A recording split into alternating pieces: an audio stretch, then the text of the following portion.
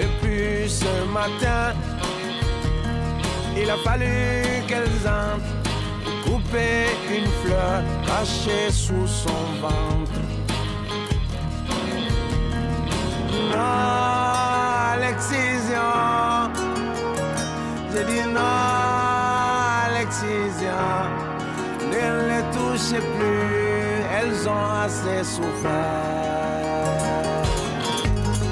Un homme est sur son ventre, son corps ne répond même pas.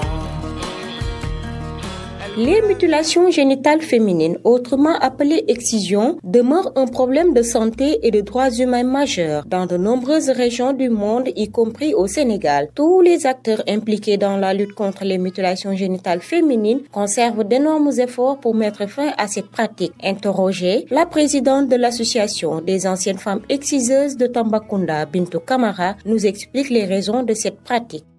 Mes grands-parents ñoo doon exciser. Man duma exciseuse. Moi,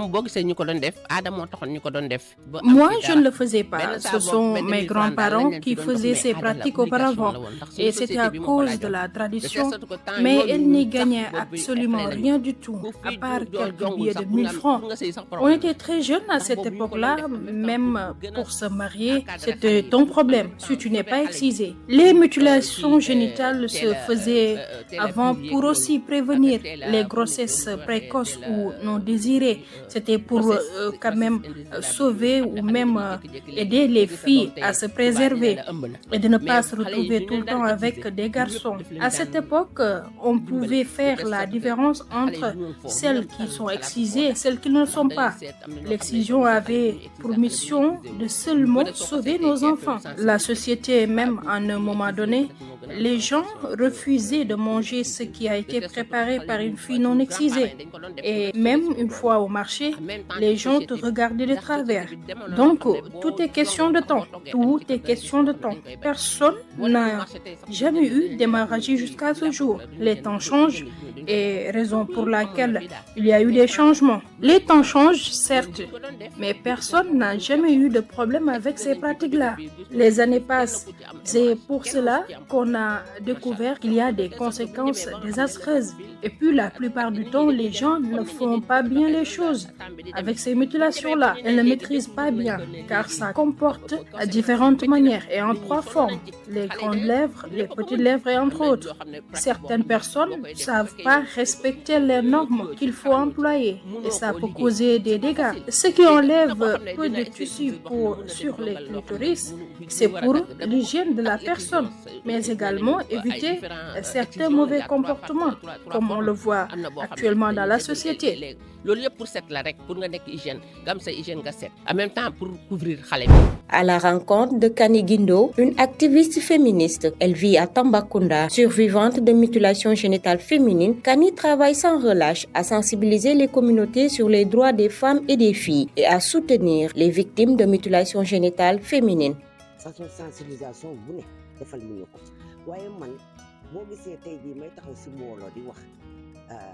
Moi, je ne cesserai jamais de faire la sensibilisation car j'ai subi la pratique et c'est mes parents qui me l'ont fait et jusque-là, j'ai pas eu d'enfant et je sais que c'est grâce à l'excision que je suis restée sans enfant. L'excision est synonyme de nombreuses conséquences que l'on n'arrive même pas à expliquer, même si aujourd'hui, j'ai le courage d'en parler. Je le fais pour sensibiliser les populations tout en prenant exemple sur ma personne et là, j'ai pardonné à mes parents car ils ne savaient pas que cette pratique pourrait aboutir à des effets néfastes à la santé. Aujourd'hui, j'ai le devoir d'en parler à mes amis et proches afin de leur faire éviter les risques, surtout pour leurs filles. Que les femmes prennent conscience des dangers liés à l'excision. C'est une chose qui peut affecter même son plaisir sexuel. En religion, non, je ne pense pas que notre religion pourrait accepter un tel phénomène. La religion est contre toute violence faite aux femmes et aux filles et cette pratique est pure violence. J'appelle les populations à plus d'engagement dans la lutte contre l'excision, une manière de sauver des vies.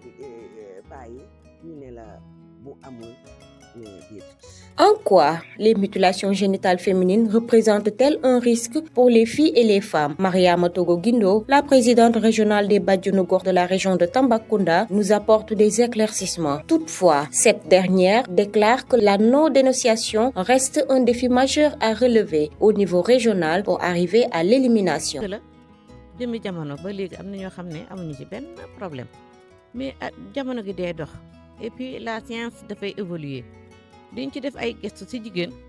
Auparavant, les gens n'en voyaient pas de problème et c'était une obligation. Aujourd'hui, la science a évolué et beaucoup de tests ont montré que cette pratique requiert des inconvénients. Les femmes en subissent des conséquences et cela est causé la plupart par les mariages précoces des filles excisées et les conséquences sont énormes comme les infections, les saignements, voire même des femmes en perdent la vie. Parfois, les infections s'expliquent du fait que dès que la fille est excisée, elle a des problèmes pour uriner car l'urine contient du sel et elle a tous les problèmes pour faire ses toilettes. On déduit toujours avec les infections l'outil tranchant que l'on utilise pour faire la pratique non stérilisée et utilisée pour plusieurs personnes pourrait conduire à des complications. Oui, la non-dénonciation est notre seul problème dans la région de Tambacounda. Moi, je peux jurer qu'ici au niveau de la commune, cette pratique est devenue un vieux souvenir. Mais le problème se trouve aux alentours. Mais on maximise la sensibilisation, une manière d'impliquer tout le monde dans la lutte et arrêter les complices. Oui, parce qu'une seule personne ne peut pas le faire. Elle est aidée par des proches qui font venir la fille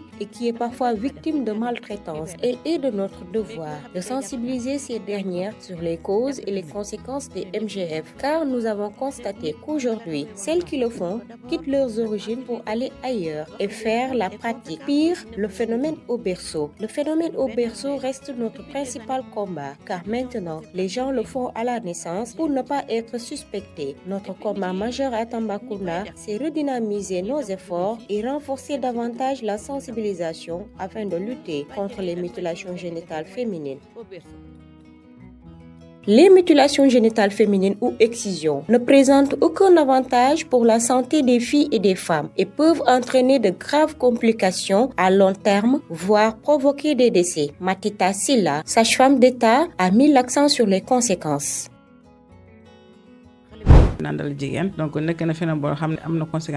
Ces pratiques ont plusieurs conséquences. La plupart des exciseuses n'ont aucune connaissance de l'anatomie de la femme, donc elles peuvent causer l'irréparable et cela peut provoquer des saignements sans cesse. Même si elle est évacuée à l'hôpital, elle peut en mourir dans l'immédiat.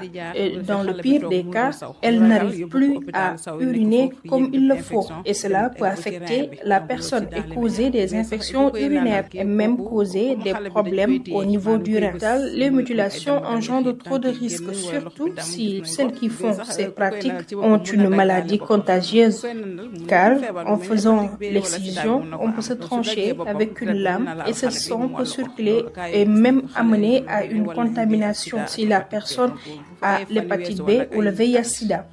Et cela peut causer pendant des années des traumatismes et un manque de confiance en soi, la peur même étant dans le mariage. Parfois, ces pratiques causent de déchirures qui peuvent entraîner une haine profonde envers ces filles qui ont subi ces pratiques envers leur mari, que leurs femmes ne ressentent pas d'affection pour eux, car ces traumatismes ont des conséquences psychologiques envers ces femmes excisées. Les conséquences ne s'arrêtent pas là. Même à l'accouchement, elles rencontrent d'énormes difficultés. Parfois, elles subissent la césarienne à l'accouchement, qui peut aussi amener à une insuffisance mentale de l'enfant après la naissance. Et on constate un retard et un manquement sur l'évolution de l'enfant. Et vous savez, tout cela est dû aux mutilations. Bien que cette pratique soit illégale au Sénégal depuis 1999, elle perdure dans certaines parties du pays en raison des facteurs culturels et sociaux profondément enracinés. Les régions de Tambacounda, Kédougou, Kolda, Sédhiou et Ziguinchor, qui sont fortement influencées par des coutumes traditionnelles, conservent des zones où les mutilations génitales féminines sont pratiquées, souvent dans le secret et en dépit des lois.